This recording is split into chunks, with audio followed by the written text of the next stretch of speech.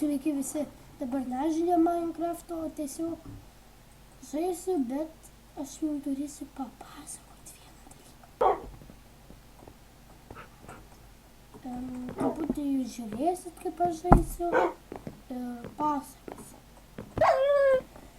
Vat, šiandien aš buvau Sibo arenai ir, man labai liūdna, kad aš gavau antros vietos medalį.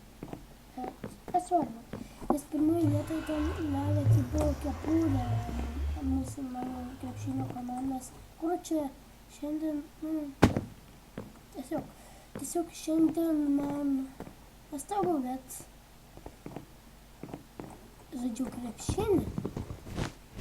Kam patinka krepšinis, tiesiog į komentarus. Ir ten, ką žinau, žiauriai maža kašė. Aš to neatsimečiau, karočią, jau per didelis esu ir neėmiau, ką žinau.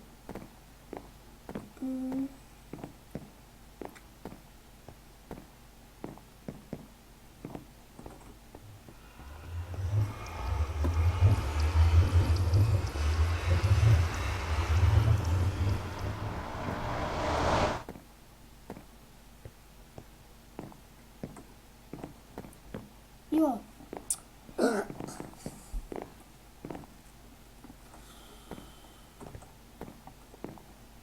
Negaliu jums parodyti, nes negaliu savo veido rodyti, ką aš žinau. Blogai. Tai tokių video man reikia kasdienio.